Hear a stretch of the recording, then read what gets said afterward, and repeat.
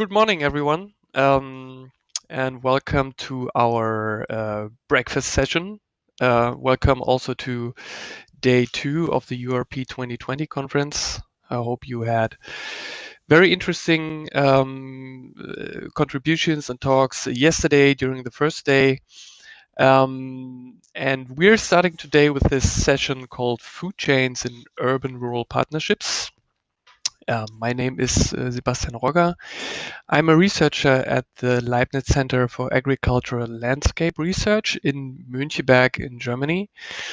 And I'm the co-session chair of this session. Together with Annette Piorr. She will address some words after I finished the quick introduction here.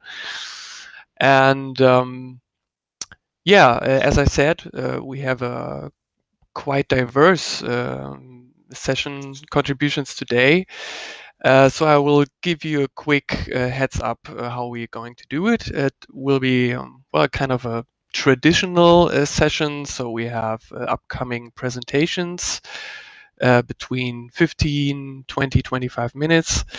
And after each presentation, we'll give, or we have the time for a Q&A session for about 5 to 10 minutes. So everybody who likes to post a question, please use the chat function, which you're hopefully familiar with right now. And we will read your questions. Unfortunately, as far as I got it, it's not possible to chip in some oral questions, so we will do it in a 5-person talk round here, talk circle. So what kind of contributions are we going to have in our session? We'll first start with Léa Gaudron. She will provide, like a deep dive into European policy frameworks for rural territories. In the first place, Léa had 2 contributions to this session, but we decided to merge both presentations to one presentation. So she will have a little bit more time for her presentation than the other 2. After Léa's contribution, we'll have a presentation by Karim Hussein. He will talk about territorial approaches for a post-COVID-19 urban-rural food system with a special focus to Africa. And after Karim's presentation, we will finalize with a presentation by Beatrice Walthall. She will give details into citizen-driven governance models to foster resilient city-region food systems. Okay, very basic instruction at the end. During the presentations to everyone here, please mute your mics. If we are running out of time, as I said to you, I will chip in very quickly and say time, and then everybody knows that we are running out of time. So we have to hurry up a little bit. So that was enough for me. I will give the word to the co-session chair, to Annette Piorr, to address you with some words. Annette. Yes, thank you, Sebastian. Good morning, dear audience. It's a pleasure to me to introduce you briefly to the thematic area which we are covering today. So I think some of you already participated yesterday in the conference, and as we all know, it is about urban-rural relationships and a lot of innovations which are ongoing. And this is, of course, also the case for food chains. So already today, in some of the contributions, it became clear that food, so to say, is a very prominent entrance door to explaining, understanding, and also improving urban-rural relationships. And it is this since a long time, as many of us know from our regions. But on the other hand, we see that also with the globalization of the markets, these tides have loosened more and more. And now there are new challenges, there are new political framework conditions, or also, let's say, positions. And we have, of course, also the global crisis, which puts a real challenge to somewhat redefining or regionalizing also the food chains, shortening them, and also putting a very clear focus to cooperation. And this is, so to say, the overall area which we are going to address. And Léa Gaudron's first contribution will develop the view from the rural side. And I think this is a very important thing, because I have been working with agricultural policies and rural development since whatever 15, 20 years. And it was only, I think, within the last 5 years that we saw very clear statement of the European Union that they said, for many, many decades, we tried to generating equal conditions through support measures. But now we realize it is too complex. The situation and the territorial differences really need the bottom-up processes and not the top-down from the EU. So we will only give a kind of funding framework. Please do with it what you want. And I think this is something where we really see we need new institutional settings, we need new networks, and we need to combine these territorial identities. And this is what Léa, I think, will tell us a lot about. Then we see, of course, that if we talk about civic action, territorial differences, and also the dependency on global markets, there are regions in the global or in the world which are even more affected. And if we then, with the contribution by Karim Hussein, go to the global south, we see that Africa, for example, is highly affected through climate change, much more than Europe, and that there, in these dependencies with global markets, with existing but also new institutions, with new empowerment, with new concepts, even this complexity is gaining more importance. And so I'm really curious to learning from you, and I think also the other audience, how this is tackled.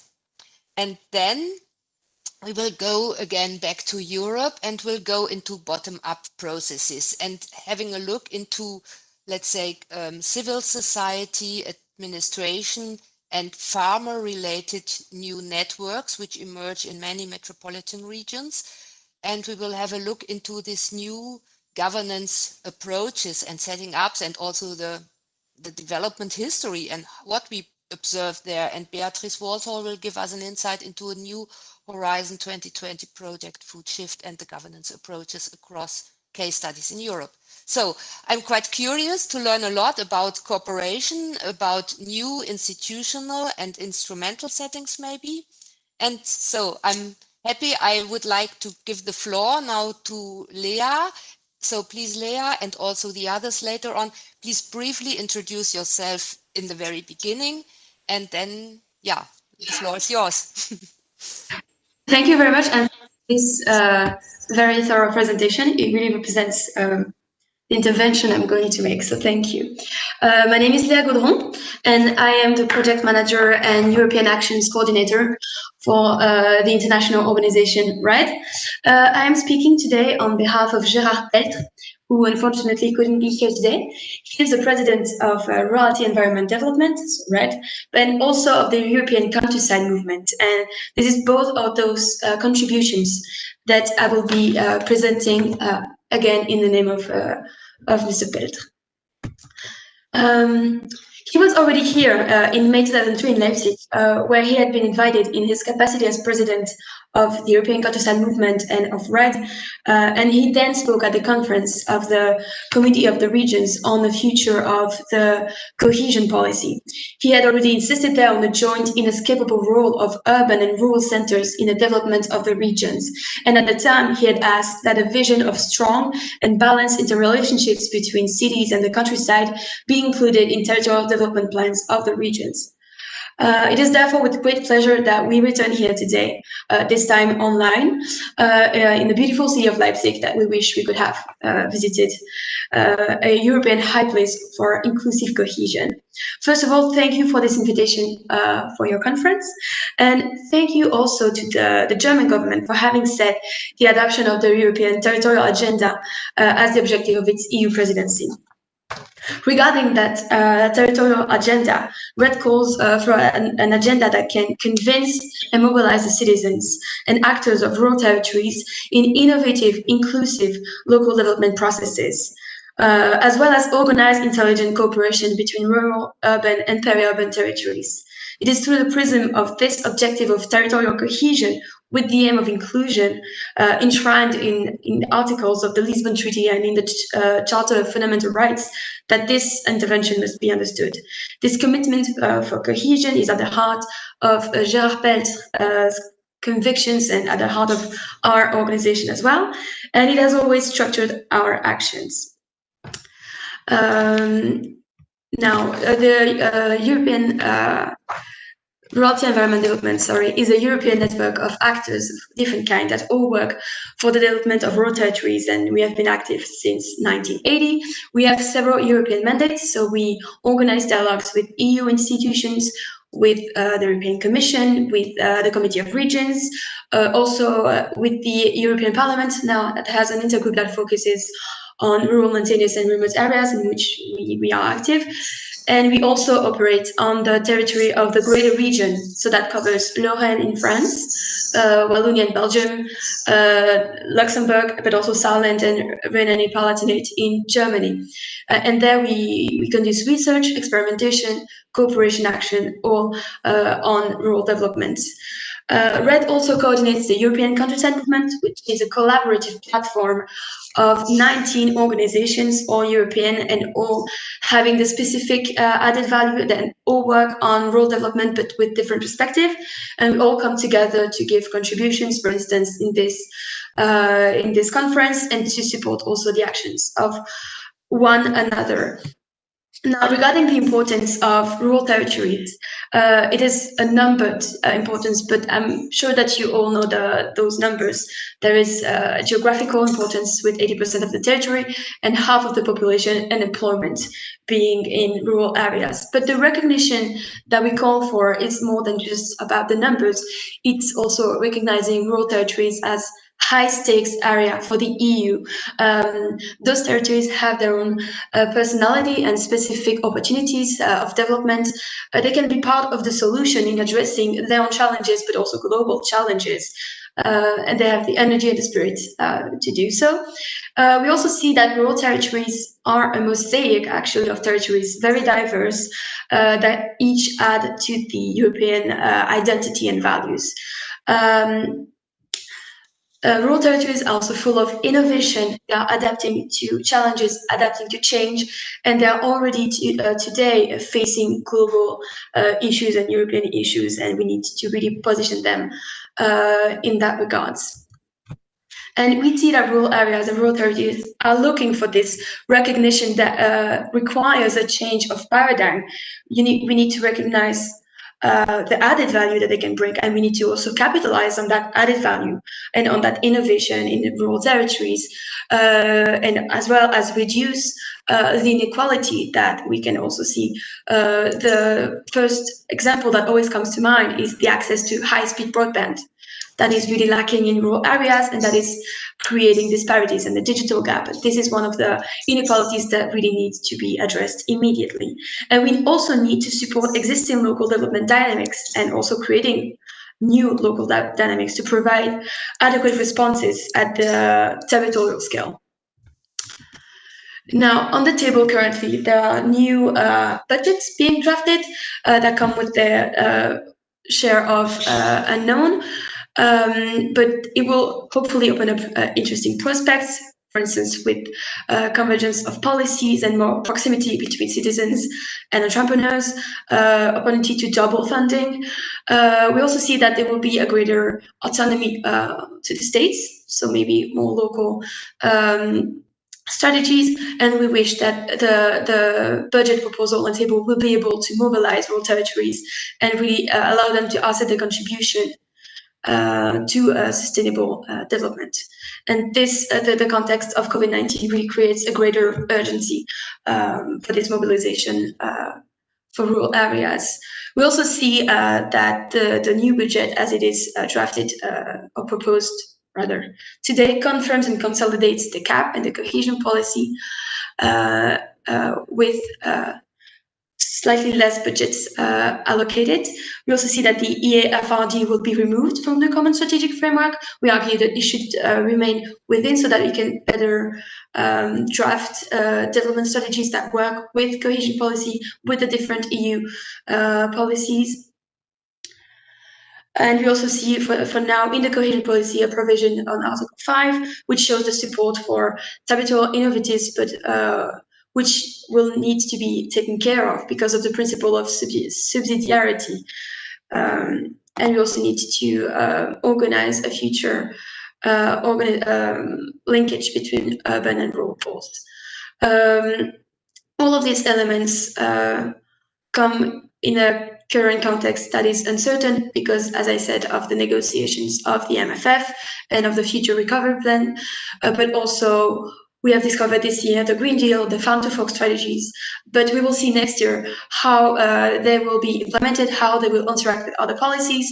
We will see other strategies being put forward. The Commission is also currently drafting a long-term vision for rural areas that we will discover next year. So if you are not aware, there is a consultation open until Monday to all rural citizens in which they can explain the vision they want to see for the future of their territories. So we will see what that will lead to. There's uncertainty also with the post-COVID recovery that will create new priorities that will shift a bit the political context. There's always uncertainties about the funding and the implementing of the CAP with the national strategic plans. And as we have seen earlier, there's a lack of valorization of the potential of rural territories that really needs to be addressed. In that regard, we have a few orientations for the development of rural territories and to optimize that development and the linkage with urban centers. We need to optimize the development of the potential of rural territories and actors and the capacity for resilience by promoting cooperation. There is a creative potential, there is entrepreneurial character in rural areas. We have seen it many times, so we really need to capitalize on that and really recognize rural territories as development and innovation hubs. We also need to ensure territorial cohesion between the regions as well as within the regions themselves. And this cohesion needs to take into account the different specificities of each territories, whether they are urban or rural, they have each their own characteristics. And we also need to bank on the creativity potential, but to also organize networks to really respond to the usual density and critical mass issue that is raised when investing in rural areas. We also need to renew and rebalance rural-urban relations. This is what we hope we will see with the new territorial agenda. We need to keep visible the contributions of rural territories as well as the ones of urban territories and how they can work together with a comprehensive territorial strategy. And we also need to define and support the role that peri-urban territories can play in that regard.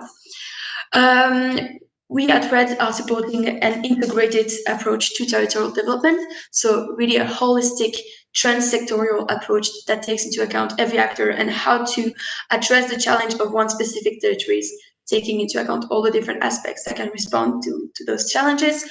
We emphasize a bottom-up participatory and inclusive approach, where we can really mobilize the communities that live in the territories and address what they want to see. And we also wish to foster multi-sectoral economic development, again, to be inscribed in that integrated approach. And in all of those orientations, again, the access to high-speed broadband is essential. We also need to invest in training and innovation We need rural citizens that can exchange knowledge, exchange experience, that can have training and education to really be able to foster innovation. And we, in our orientations, we promote a family and reason farming, because it can better work with the communities of rural territories, add value and add attractivity and visibility to those territories, better than, for example, industrial farming. There's also the question of culture in rural areas. Culture and cultural actors are mediators of change in rural areas. They already have good practices in terms of creating new ways of living, of working, of governing in territorial areas, and we think those good practices could be exported to other areas and other policies, and we encourage local strategies that have a cultural dimension. It really also adds to attractiveness of territories, for instance. We also call to assert the role of rural territories as a major player in response to climate change. Not only are they more vulnerable to the changes due to climate change, but they also have a lot of renewable energy to offer. We also need to ensure that rural territories benefit from those renewable resources that they can offer. And we also see that they already have good practices on circular economy, short circuits, and collaboration that we can learn from. RED has also proposed a definition of rural territory that responds to those orientation, and we call that rural territory is not rural area, because we really want to say that it is beyond the geographical term of rural areas. Rural territories work with the communities. For us, rural areas are composed of a diversity of rural territories, which can include villages and small and medium-sized towns, and which are structured by an integrated territorial development strategy co-constructed and implemented by local actors. So that is the CLLD approach. Community-led local development. We also want to say that it is obvious, but not always for everyone. Rural and agriculture are not one and the same. They need to work together to be efficient, but the rural development is beyond just the agricultural concerns. And there's also a need to move beyond the confrontation between rural and urban. They really work together again. And we need to see this balanced exchange between urban and rural centers, with also peri-urban areas having a key role to play here. To implement all those orientations, RED has been calling, with the support of the European Countryside Movement, for a European rural agenda that would be a strategic framework to structure the EU response to rural areas around two ambitions that, again, work together. There's the support for agriculture and forestry that really looks into the different challenges of those sectors. So that would be climate change, generation renewal, food security, training, innovation, etc.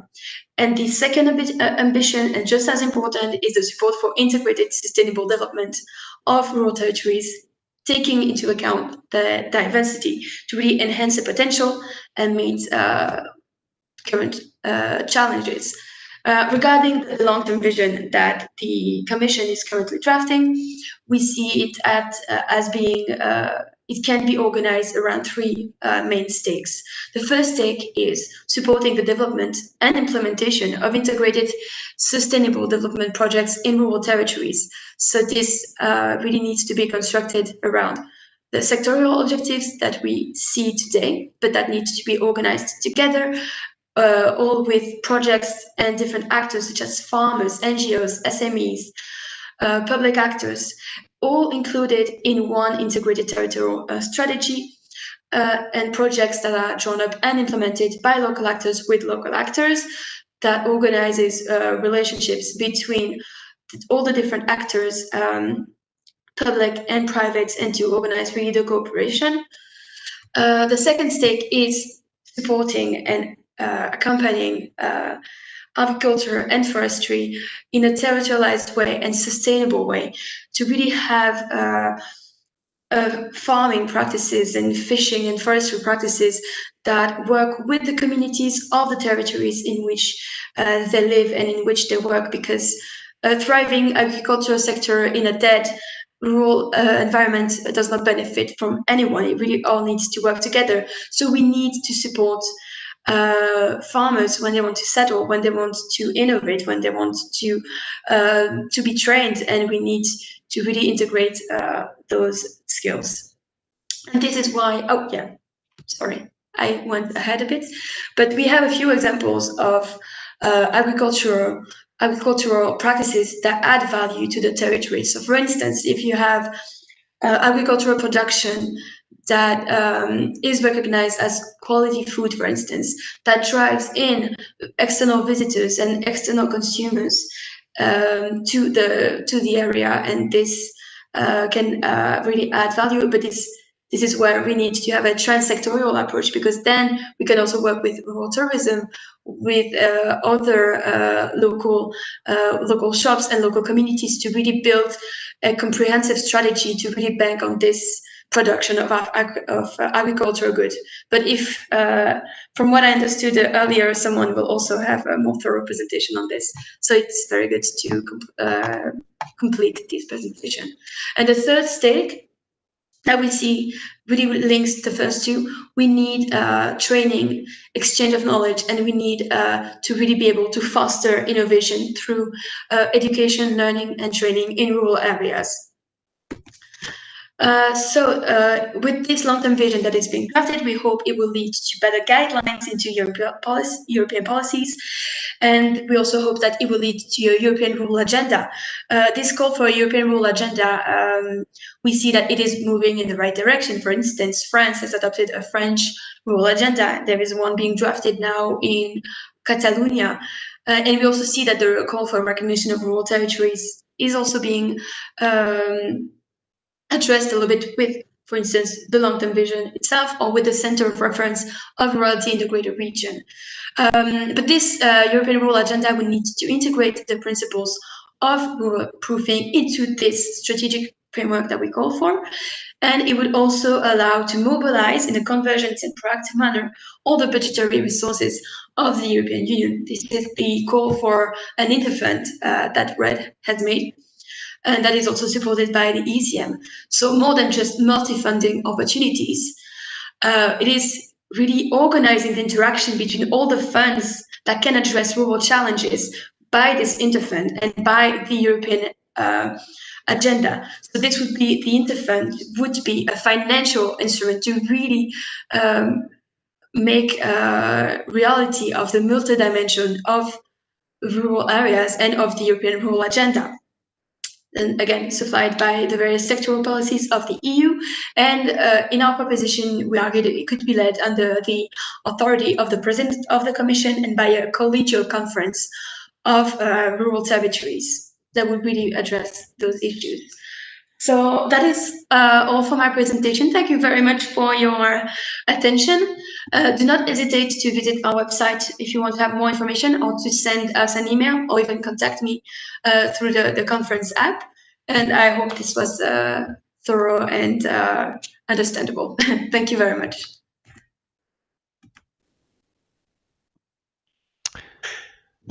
Well, thank you, Leah. That was a quick race through a very ambitious agenda you presented. It was not even 20 minutes. So we have already some incoming questions.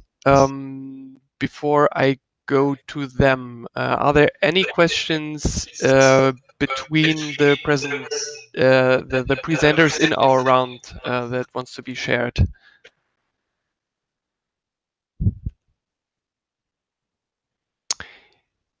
If this is not the case, I can go to the chat questions, and I start with a comment, or rather a question by Dr. Annette Steinführer.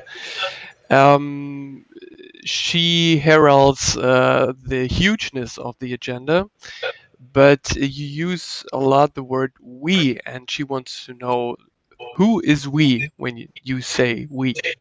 Oh, yes.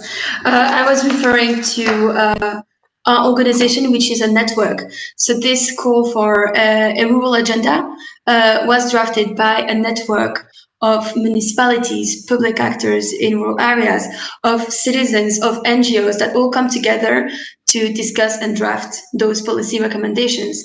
And as well, I was representing also two contributions. So there's also the European Countryside Movement that represents 19 NGOs.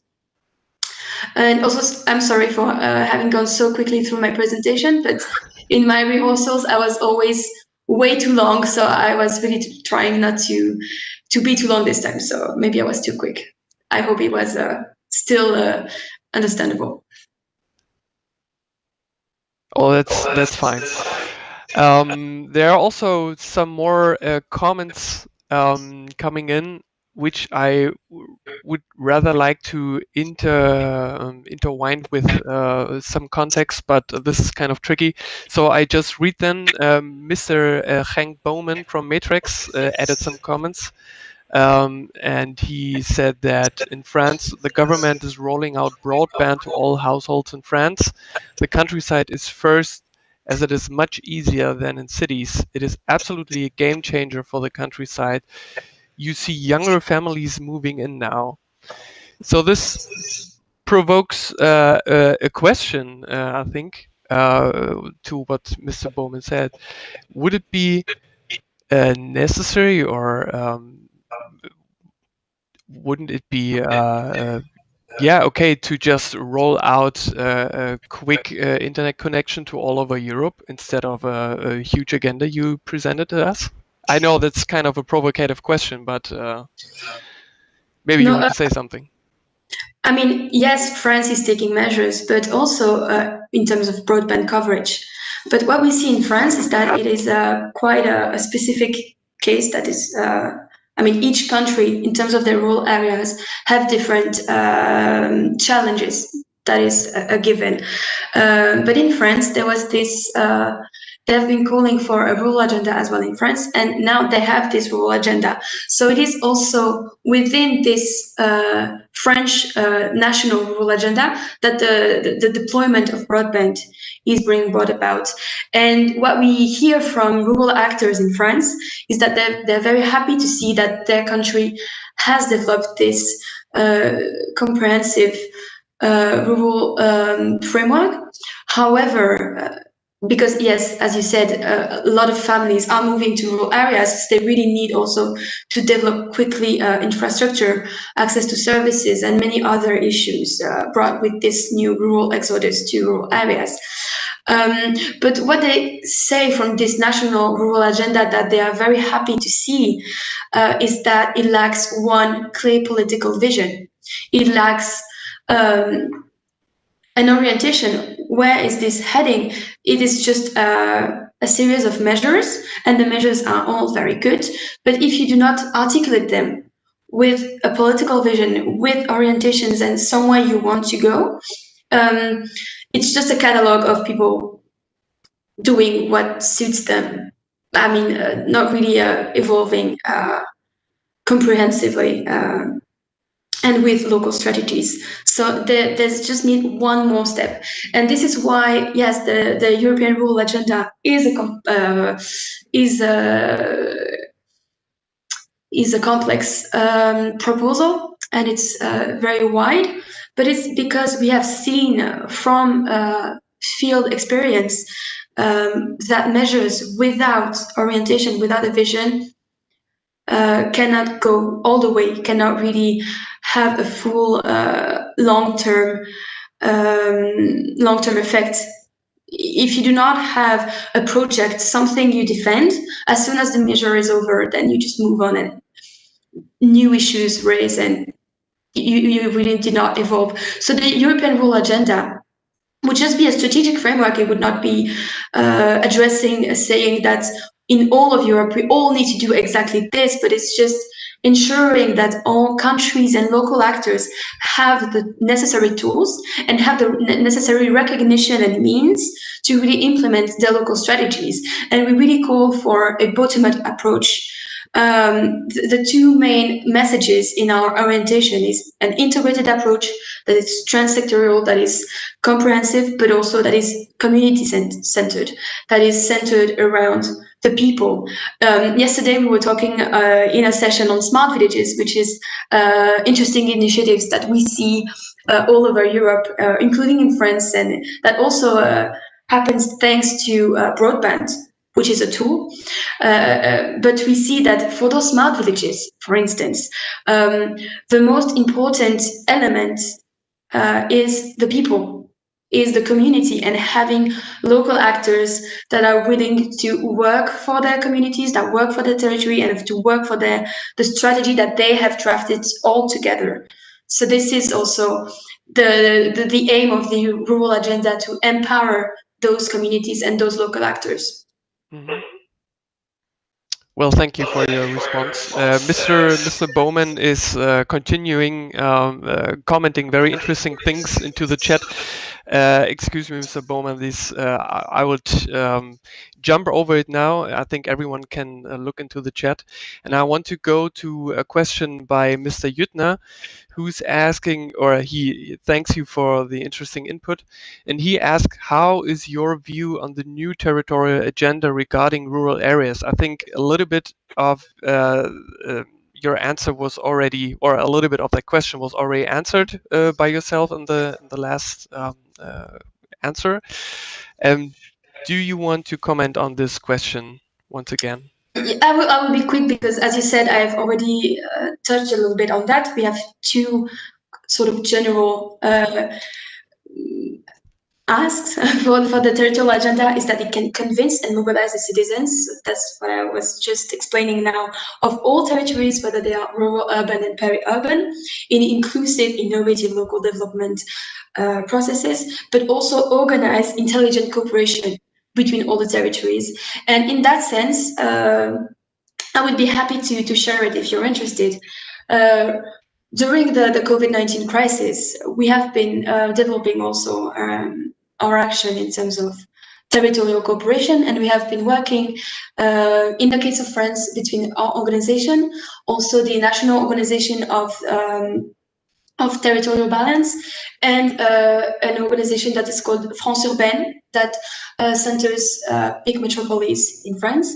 And together we have drafted recommendations saying that the COVID-19 crisis has really showcased that we need rural areas to be thriving and to be living, to support such crises now, not only because of the food that they provide, but also because of the quality of life. And many urban citizens have left to rural cities, and together we can address all of our specific challenge if we work together. But this is a very long paper, but I will be happy to share it because it gives good insight on our vision for the territorial agenda. Mm-hmm. We will turn to COVID-19 rural urban areas just in a minute. I want to chip in a very last question by Annette. In the face of that ambitious program you just drawed, she is asking whether the staffing situation in regional administrations is sufficiently ready, flexible, or aware to getting involved into cooperative and multi-sector strategies. Is that an obstacle you also see, or do you see even more obstacles for implementing that agenda? This is also one of the challenges, indeed, that we are trying to respond to. But the interfund proposal would also, if we manage to get it passed somewhere, but the goal of that interfund proposal would actually to have one interlocutor, only one place to address, okay, I have a rural development project, and we know that already now rural development projects are transsectorial and touch upon different funds. And here would be this one interfund for rural development that we can go to, and that would organize the multi-funding possibilities. So it it would be a proposal to kind of simplify the current complex access to funding. But this is also an issue that varies from one country to another. Some countries have very, very complex funding rules. So this needs to be worked on all levels. From the EU, we could simplify, and from a national and regional level as well, there's works to be done. But we also see that, yes, the motivation and the knowledge of the staff in those local administrations are really crucial in how the local strategy will be implemented and what actions will be taken. But that is also why we call for resources in education, in training and in knowledge sharing. Because if you organize those cooperations, if you have one administration that really has managed to master multi-funding and has a good rural development project, it can share its knowledge with other actors, and this would be one way to address this complexity. Okay. Thank you very much, Leah, for your contribution, and thanks for everyone who provided a question or a comment. I think we should move on to our next presentation. So I ask Karim to share his screen. And as we heard in the introduction, we move now forward to a totally different perspective and also a very different territorial framework. So please, Karim, the floor is yours. And please introduce yourself briefly. Thank you. Yes. Can you hear me? Yeah. Yes. Good. Yeah. Because I lost Sebastian just at the last minute there, so I couldn't hear you. Thank you very much, and thank you for the invitation to speak at this event and participate. I'm the editor-in-chief of a UK-based journal called Ag4Dev, so Agriculture for Development, and part of the Tropical Agriculture Association in the UK. But here I'm also participating because I'm supporting UN Habitat on issues relating to rural-urban linkages and their work on urban-rural linkages. And for some years, from 2013, I was leading work for agricultural development on sustainable urbanization and the rural dimensions of urbanization, if you like. I was involved, I represented IFAD in the Habitat 3 preparations, the PrepCom in the US, and prepared a number of papers on urban-rural linkages, looking at the rural dimensions of sustainable urbanization, and with a focus on Africa and on picking up many of the issues that Leah just talked about, family farming, short food chains, the role of rural territories in sustainable urbanization, and the importance of balanced development between urban and rural areas. So I see a lot of synergies with what Leah's just been talking about at the European level, but I will now talk about experiences from the agriculture and food sectors, but also from Africa in particular. So to start with, just to recall the rapid rate of urbanization globally, and that the process is accelerating, if anything. In 2050, there's predictions that over 65% of the world's population is expected to live in urban areas, and urban food systems still depend on rural areas and on family farmers and smallholder farmers for food and services and environmental services and so on. Such rapid urbanization is increasingly shaping the rural space as well, and rural livelihoods, and has been for many years now. The incentives for people who live in rural areas and for those engaged in agriculture to migrate to towns and to cities and abroad in search of better jobs are powerful, particularly for young people, and particularly in the sub-Saharan African context, but also in North Africa, as we can see with all the flows of migration that we that we see on the news every day. In Africa, the population of young people is growing fast, and by 2025, it's expected that 25 million young people will enter the labor force each year. So addressing the challenges related to a bulging population of young people, addressing the issues related to youth and youth connectivity and youth opportunity, to enable them to seek better work and incomes is vital to strengthen urban-rural or rural-urban linkages and to strengthen food systems, and also to give opportunities to these populations. Rural-based populations are connected, as we've heard from Leah, in Europe, but in Africa as well, to urban areas through input and output markets and agricultural supply chains and through food systems. Many people in sub-Saharan Africa are primarily engaged in informal sector activities and low productivity agriculture. And at the same time, while they provide essential goods to urban centers, they also, and to the economy as a whole, they often lack access to basic services like electricity, sanitation, and so on. While urban growth and increasing demand for diverse types of food and diet are changing the dynamics, the spread of technologies and innovations and greater rural-urban connectivity have created new opportunities for skilled and remunerative work in agri-food systems. On the other hand, these are being threatened due to the COVID-19 pandemic, along with a whole series of other threats, risks, and challenges, including climate change.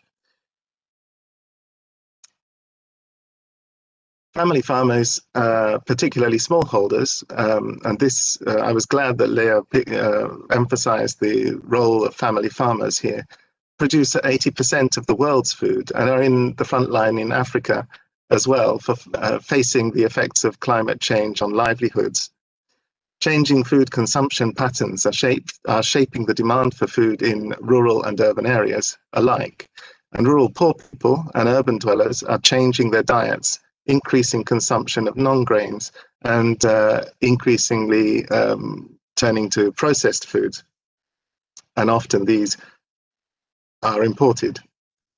As urbanization continues apace, the importance of fostering improved and inclusive and sustainable rural-urban linkages for better food systems is evident. And urban centers, as we see, depend on the rural areas for food, water, environmental services, and raw materials.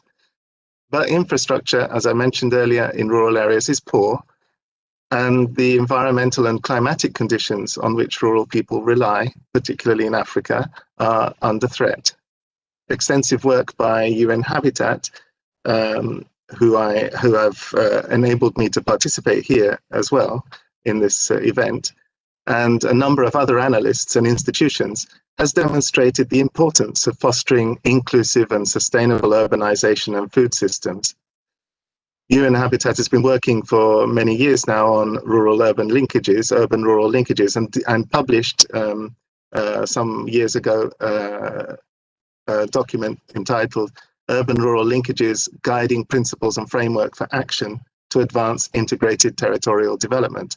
And I was very happy to be able to contribute to the development of that during the work that I was mentioning earlier as I started the presentation. These guiding principles are a key tool to shape strategies, policies, and plans for sustainable urban and territorial development. And they link with another set of agendas and approaches which were developed under what's been called the New Urban Agenda, integrating rural-urban linkages within urban sustainable urbanization initiatives, and also promoted by UN Habitat and its partners. That takes me to the 2030 Agenda for Sustainable Development, and along with the New Urban Agenda, which highlight the need to leave no one and no place behind. in development objectives and development investments and processes. Rural and urban must share the fruits of development. And I think that this has been highlighted very much by the work that Lea was citing on the European Union and on France. But it's the same, it's a worldwide need and is equally relevant in Africa.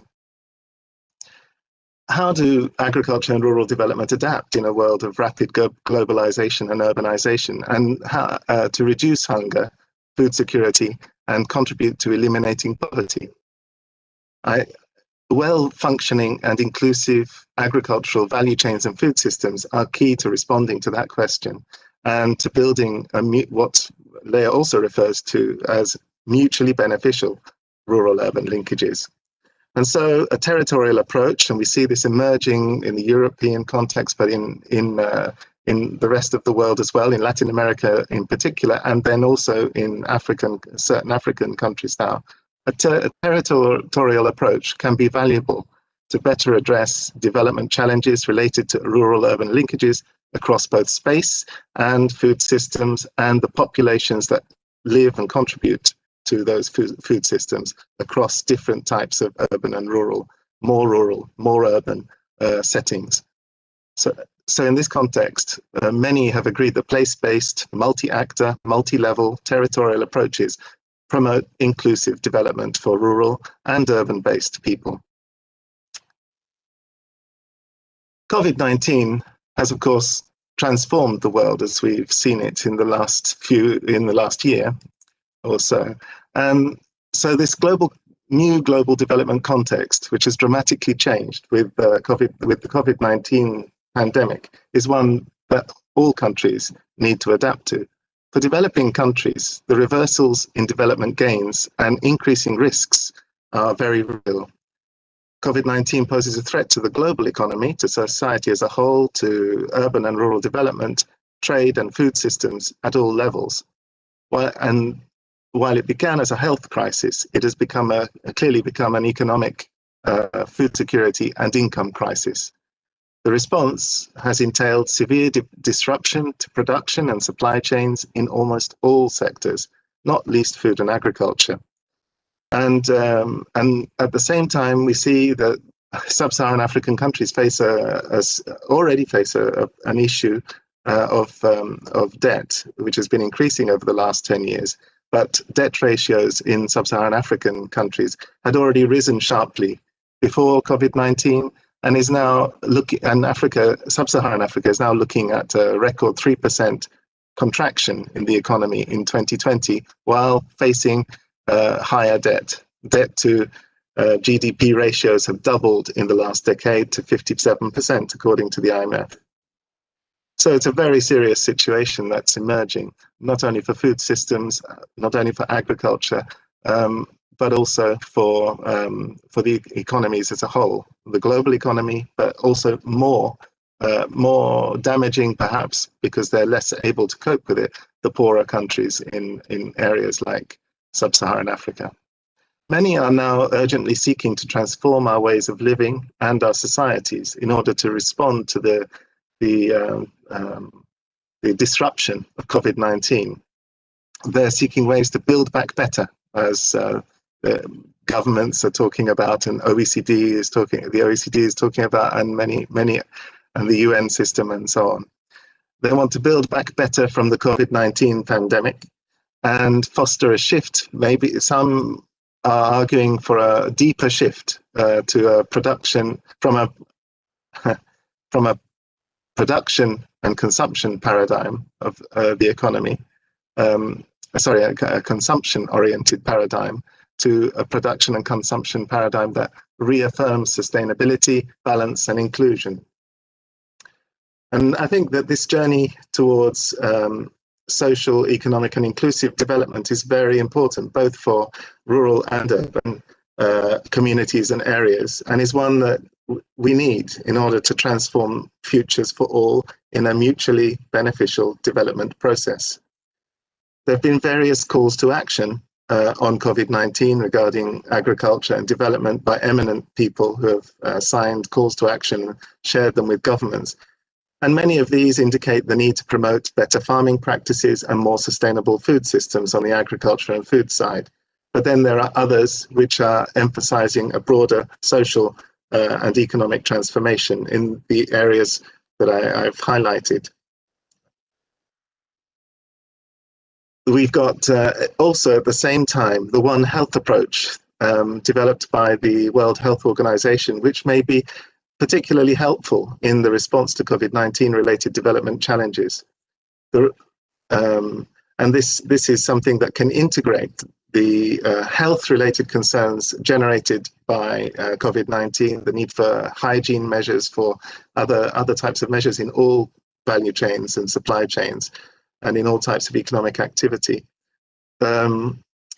Integrate that with economic concerns and with food systems and productive value chains into a new kind of model of development. But we need to take into account the roles of mobility and migration in development as well. And these require continued attention. They are increasingly significant, especially in the context of the rapid growth of youth populations in developing countries, and in Africa in particular, along with dynamic rural-urban connectivity and the impacts of climate change and the spread of conflict. The power of migration for development can be harnessed for good, and it's really necessary because it's not something that will go away. As the world emerges from the crisis, the COVID-19 crisis, to a new normal, it will be important to build back better, as many of the policymakers are emphasizing in their statements at the moment. The COVID-19 crisis should lead to a new development model, though. It shouldn't be built back on the same basis as before. A new development model that emphasizes resilience, sustainability, inclusion, respect for environment and climate, and so on. And so to address the development challenges related to COVID-19 and to climate shocks and technological and social, related to climate shocks and COVID-19, technological, social, and institutional innovations are needed. Innovation is fundamental to revitalizing rural areas and agriculture and food systems, as well as urban areas, creating attractive job opportunities and bringing prosperity, we hope. The speed of innovation is clearly going to need to accelerate in the context of moving towards a recovery. So to conclude, rural-urban linkages in Africa may not provide the economic and social opportunities needed to reduce poverty significantly and increase income opportunities sufficiently to address the need to emerge from this crisis in a stronger and more inclusive way. Rural-urban connectivity gaps remain significant across the continent, and both in terms of infrastructure and services and the institutions that are available. The United Nations Food Systems Summit, to be convened in 2021, provides an opportunity to forge better interconnected actions that can address some of these issues and promote the development of food systems to the mutual benefit of urban and rural populations and areas. So the goal of sustainable and inclusive urbanization requires us to maximize the potential of agriculture, family farming, and food systems as a normal part of a balanced development process. Development policies also need to take into account urban-rural interdependencies more seriously.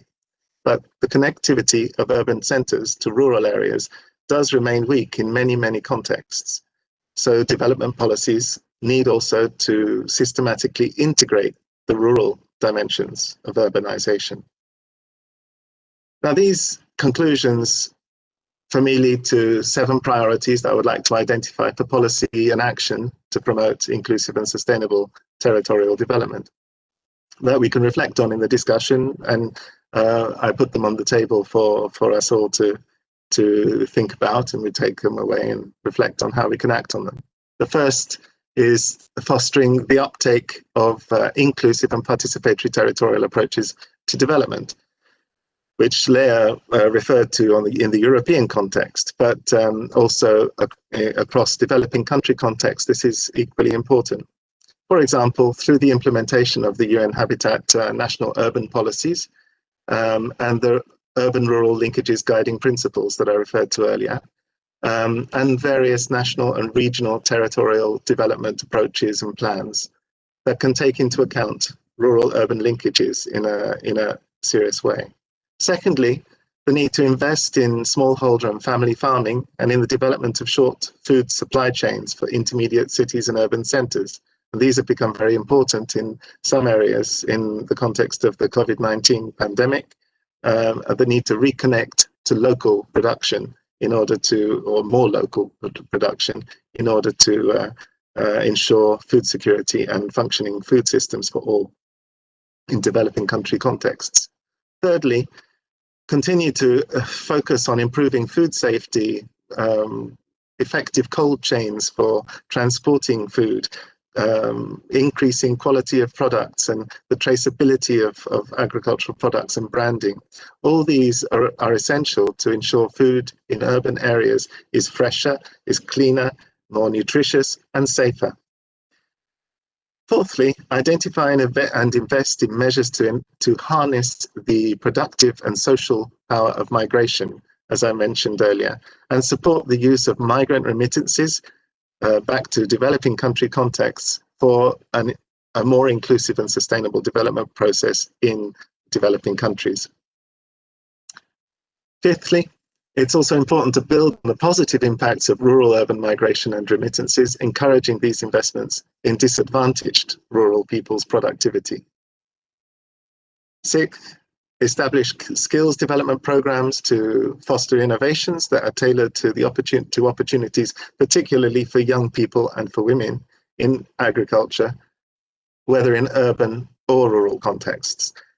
And then lastly, accompany mobility and facilitate migration to and from rural and urban areas. So I leave you with two questions for discussion and for reflection. I'd like to know, and I'd like to hear which of these is a first priority area for action, or are there other important priorities that we should be considering in relation to this challenge? Secondly, what examples of good practice already exist in the implementation of territorial approaches that have led to an inclusive and balanced and sustainable rural transformation, and that can inform decision makers in Africa? And I'm thinking also of the examples that Leah gave in the beginning that could be very useful in this context, but I'm sure that participants have more examples to share. And on that point, I'd like to say thank you, and thank you for the opportunity, and look forward to the discussion. Well, thank you, Karim, for your presentation, and thank you also for those guiding questions for a discussion. Unfortunately, I find it really hard to steer a real discussion with the other conference attendees while they're sitting at their keyboards and typing in some questions. But still, thank you very much for your presentation. Before we wait until the first questions are draining in, I would like to ask you. I recognize that you often wrote rural-urban linkages instead of urban-rural linkages. Is that on purpose, or is it? Did you just mix it up as you like? Thank you for that question. No, in all the work that we undertook from 2013, 14 onwards, we're working with the Rome-based agencies, with the CFS, the Committee on World Food Security, with UN Habitat. We always talked about rural-urban because the rural was our entry point into looking at rural-urban linkages when working from in the IFAD context, for example, the International Fund for Agricultural Development, who has a mandate to to look at rural development and inclusive rural transformation. So all of our work took the rural entry point to looking at urbanization and sustainable urbanization, and to emphasize the importance of developing rural-urban linkages for both rural and urban areas to develop in a sustainable and inclusive way. UN Habitat has, in the years, transformed or changed it to urban-rural relationships, and then many countries, many initiatives have been talking about urban-rural partnerships or urban-rural linkages for development. In reality, there's not a major difference for me. It's really the entry point that we took the rural as the entry point, because that was often missing. It was often missing in 2014, 15, 16, missing around the development of the Habitat 3 agenda. And therefore it was essential to focus on the rural dimensions of sustainable urbanization. That was our entry point. For me, though, there is really no difference because we are looking at the linkages and how to foster them, as long as we are doing that in a balanced and equal way. Okay, thank you. I have an incoming question request by Annette. Annette. Yes, thank you very much, Karim, for your talk. So I see we have really big challenges, and in their hugeness, we probably weren't aware of this all. So, but coming to your questions, or just this request to somewhat contribute or mirror from our side, I was basically during your presentation thinking about when you said, okay, we now have the chance for this building back in a better way and innovating.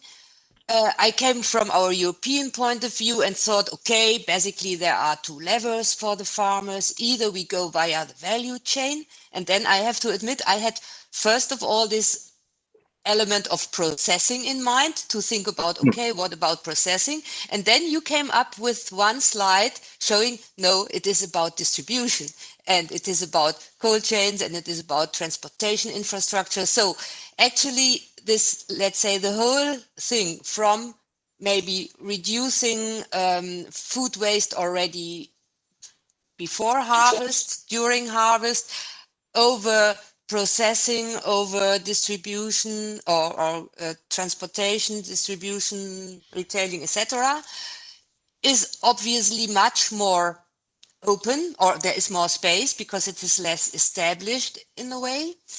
On the other hand, we have a second completely different lever or avenue, which is valorizing services. And I think this is something which is even more difficult in Africa, in sub-Saharan Africa, because we come much from this ecosystem services and public payments for all these limited resources, which actually are also under high pressure and maybe even not available in Africa. And of course, this complete handling of public funds is also completely different thing. So to me now, your question or my question to you, or my response to your, let's say, open questions is more or less, do you agree that basically the value chain is the better way to look for possibilities for through this re-regionalization and making the urban ties to the rural,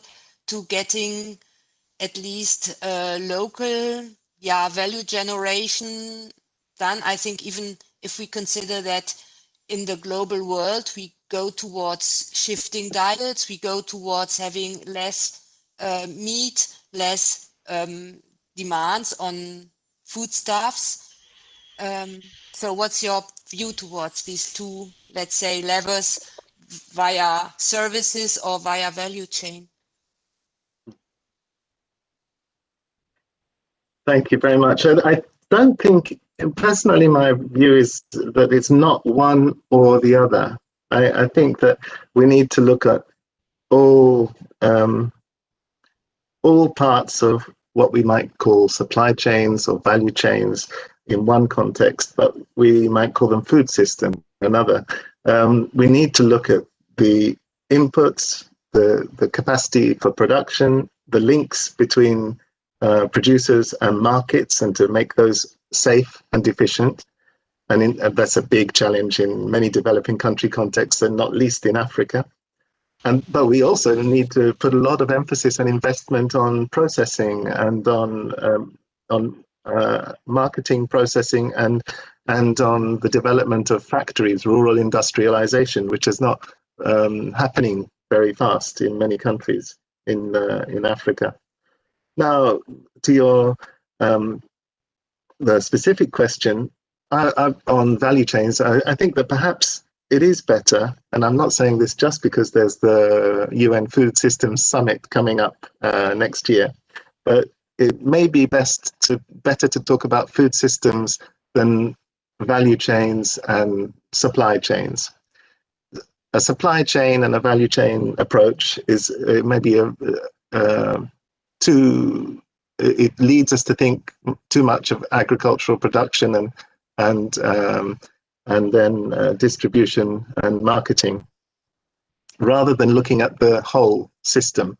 And the systems approach, I think, is essential in trying to really address these interconnected challenges. And I talked a bit about COVID-19, but this has emphasized the interconnection of challenges and issues relating to sustainability, to climate change, to production, agriculture and food, but also the processing and urban production and economy. So would you basically food systems as an entry point, it's maybe better.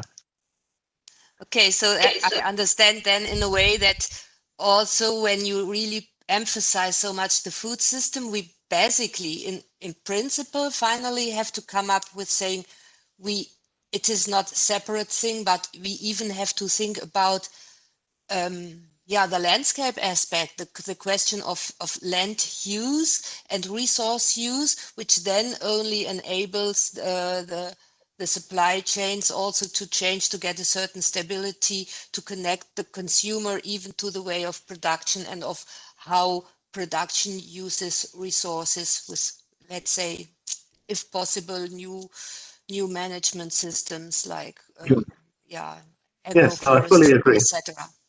I fully agree.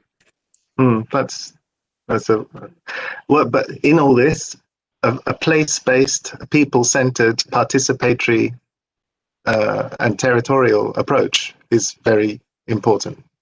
That's, I think, proven now on many levels. Okay, and I think that's a great final statement. Thank you very much, Karim, for your presentation and for the discussion also.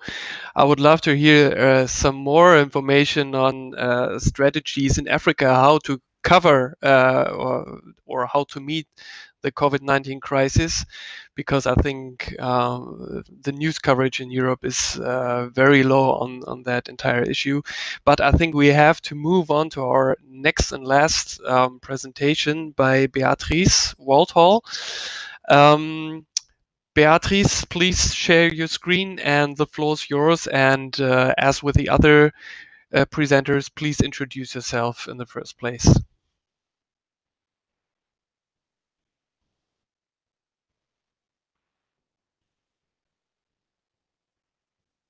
Beatrice? Here it is. Yeah, I okay. couldn't find the microphone, how to unmute.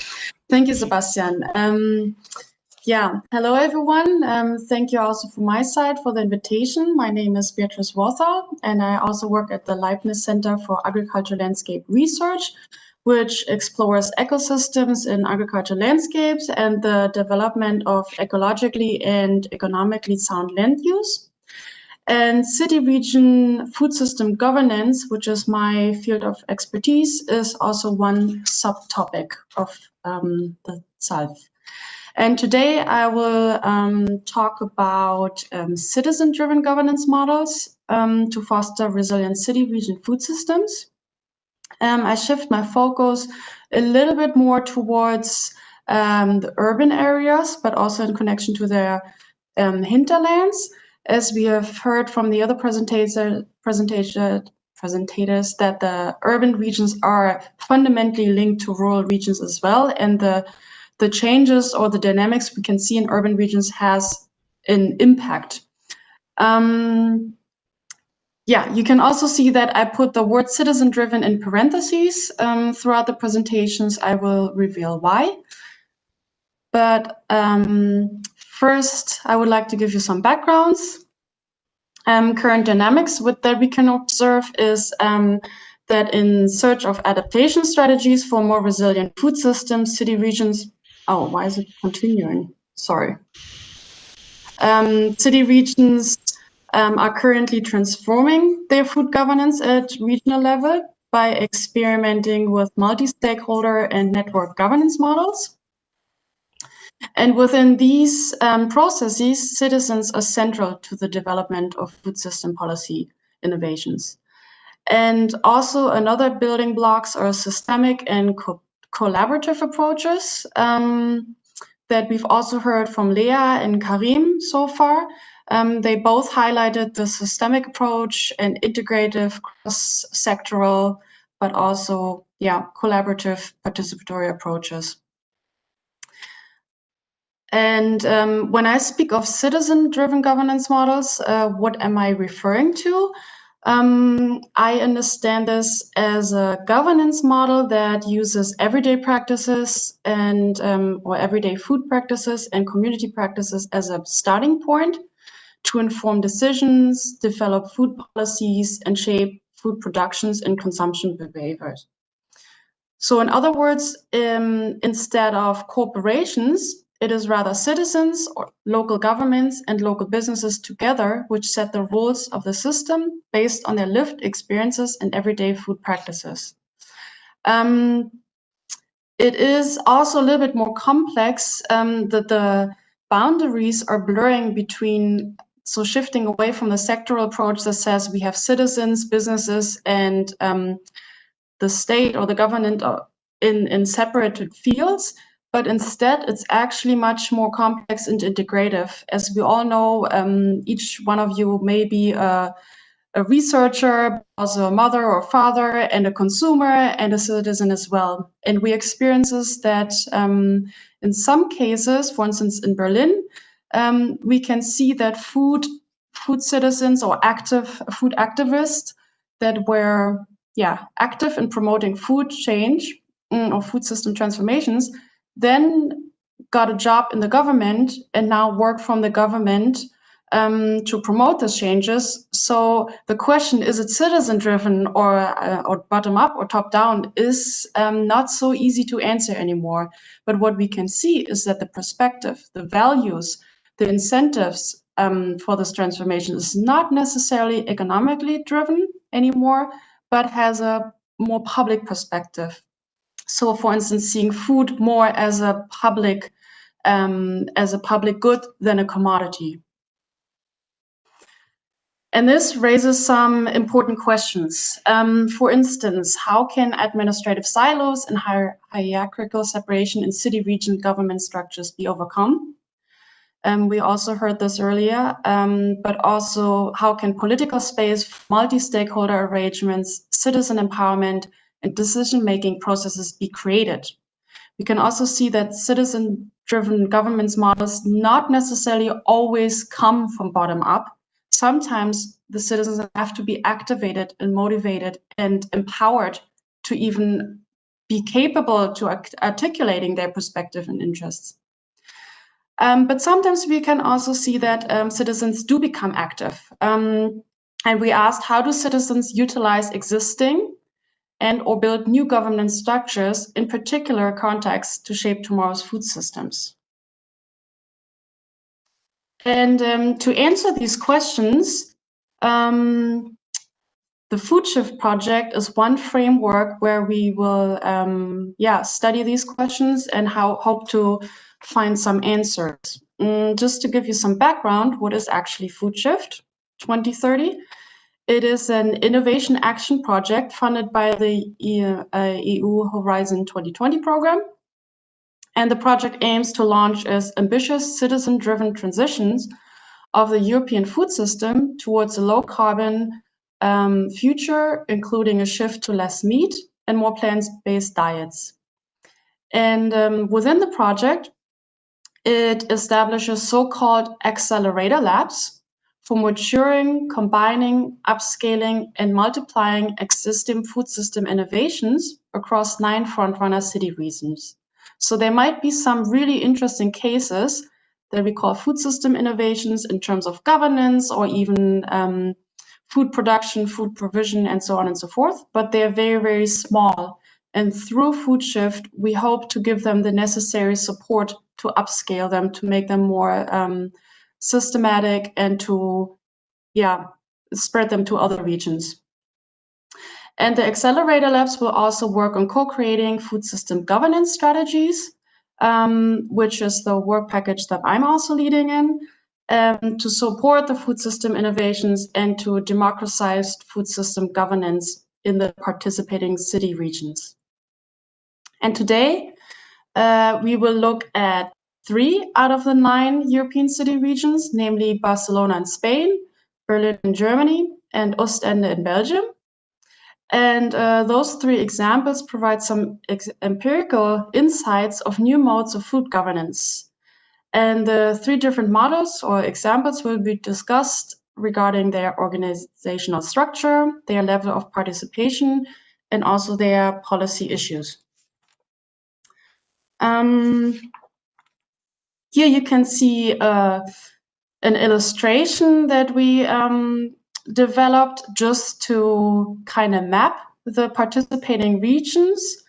You can see at the bottom Brasov in Romania, Athens, Greece, and Wrocław in Poland that are not that far in terms of food governance at all. But you can see other city regions, for instance, Avignon in France, Bari in Italy, or Copenhagen, that already are a little bit further in regards in developing a food strategy. But their level of citizen engagement is still relatively low.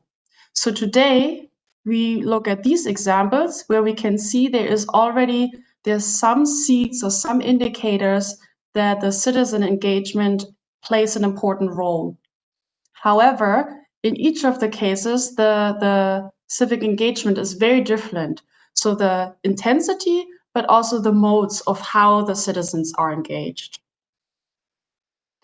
For instance, starting in Barcelona, the mayor Ada Colau signed in 2015 the Milan Urban Food Policy Pact as a commitment to develop sustainable, inclusive, resilient and safe food systems.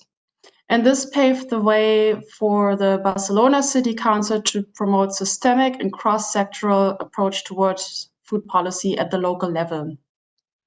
In this case, the Department of Consumer Affairs is being in charge, while other departments are also being involved. So you can already see this is much more coming from the city level, so more of a top-down approach that saw this is really important to promote a food system change and to change the food policies. And since then, Barcelona has implemented policies at food sovereignty, which basically means the right to the people to decide and form their own food systems and food policies. And within it, they are working on policies to foster agroecology, sustainable and local food, or as in Barcelona, they call it proximity food and proximity flows, and address climate change. And currently, the citizen engagement is relatively weak, but they see it as a very valuable source. So their actions are targeting towards activating citizens and incorporating their ideas, perspectives, and values. And in 2021, Barcelona will be the capital of sustainable food. And they hope to use this time or this as an opportunity to activate more citizens. And they have a vision for founding a food policy council and a food strategy 2030. And how will they do that? We call it a trainer approach. So Barcelona hired a company a non-profit company or organization that is closely working with the city to train citizens, to network them, to mobilize them, to empower them, to foster citizen engagement and collaboration. So it's actually coming from the top and moving up the citizens. And we call it also top-down, bottom-up linked, that it's not either one or the other. 3 minutes left, Beatrice. Okay, Sorry. then I have to hurry up a little bit. Well, in Berlin, we can see it a little bit different. There's a very, very strong bottom-up mobilization since 2014 that kind of also motivated a food advocate in Berlin to sign the Milan Urban Food Policy Pact. So it was not the mayor itself, but it was a person in the government that heard the voices by the civic initiatives and got active. In Berlin, the Civic Food Policy Council, which is independent from the government, was founded in 2016, who then drafted a catalog of demands in 2017, which provided a basis for the government to draft an action food plan. And a bunch of these catalogs of demands coming from the civic sphere were actually integrated in the governmental food action plan. Key topics are public procurement, short food supply chain, and food education in Berlin, and also the investment in concrete projects, for instance, establishing local food hubs. And in Ostende, we can see another pattern. In Ostende are many, but fragmented food initiatives. And the city saw that there is a potential, but those initiatives need to be more integrated to allocate priorities, but also a budget. So they have now a vision for food strategies to link and integrate these actions. And they used Food Shift as a starting point to do so because they use some of the funding through Food Shift to pay for key personnel in the city, subordinated to the mayor to develop this food strategy to link those initiatives and foster food system change. Key topics in Ostende are the reduction of food waste and creating an edible city. And for instance, also part of the Food Shift project is the development of an agricultural park, the Garden of Stene, where it's a public park, but also food production will take place, food education, it's a park for leisure, and so on and so forth, to just raise awareness of the topic of food in the city. So to come to an end, we can see that there is increasing citizen engagement in shaping city region food systems governance, but the structures are very different. We can see different organizational structures, top-down trainer approach, bottom-up independent but cooperative approach in Berlin, or top-down, bottom-up linked governance bodies subordinated to the city in Ostende. And actions are also very different. They are on-the-ground practices or experiences that can inform the innovative food policies. We can see actions for developing concrete solutions to food issues, for instance, building new infrastructures for local food supply. Or it can be much more active for pushing food on the policy agenda, focusing on lobbying and advocacy work. But irregardless of the differences, we can see commonalities, which is the growing importance of role of civil society in shaping food governance. For instance, we see emerging platforms, may it be Food Policy Council, food boards, assembly-based networks, or working group, which aim at giving citizens a place and claiming a space to shape local food governance. We can also see the development of visions and strategies to take a civic perspective, values, and ideas into account to organize city region food systems. And we can also see increasingly that projects are being funded, for instance, like food hubs or the agriculture park, in which the desired future, for instance, a sustainable or smart city, is built in the present through experimental, flexible, and collective actions.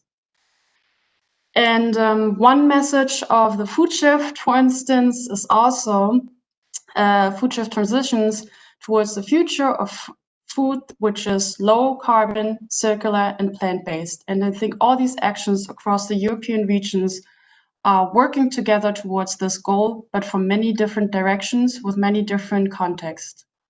Yeah, thank you for your attention. I hope I could give you some insights, and yeah, give back the word to Sebastian and Annette. Thank you. Definitely. Thank you, Beatrice. So if we say in German Punktlandung, that means we're just on time. So unfortunately, we're running out of time. And thank you very much for all presenters in this session. One last question to you, Beatrice, to the Food Shift project. When do you finish and when can we expect some results? That's a very good question. The Food Shift project started in January 2020 and it will end in December 23. But the idea is to use this time frame 4 years to mobilize and stabilize the initiatives so they can go beyond the Food Shift time. Okay. Annette, one quick question. One quick question, because it was very, it was very interesting to see the difference between the top-down from Barcelona and the bottom-up from the other cases. This has, of course, to do with political willingness, with party background, and the question is, has the question of legitimacy, ever been addressed in the project? So is it, if a small group of citizens pops up, it might be more, let's say, a long-term thing, but is it legitimized, or is it not a dimension at all which is discussed? Yeah, that's a very good question. Unfortunately, I did not have enough time to discuss this, and I could talk for hours about it. We can definitely see differences. In Berlin, for instance, we can see that the city was very interested in, eventually, after a long term of negotiation, was interested in changing food governance and food policies, but they had no clue how to do so. And they saw there's a lot of creativity and action going on in the, let's say, civic sphere. So they see them from the beginning as an important key actor. And only after 6 months of the founding of the Berlin Food Policy Council, the network made it into the coalition contract as a key partner in developing a food strategy. So the legitimacy was there from the very beginning because of the lack of knowledge of the city. In other cases, when the city is the one that is active at the beginning, the legitimacy needs to be negotiated a little bit at first. But we can also see in Barcelona and in Ostende that they all say the involvement of the citizens or the people is so important and crucial. They really want it, but they don't know sometimes how, because citizens are not as active compared to Berlin.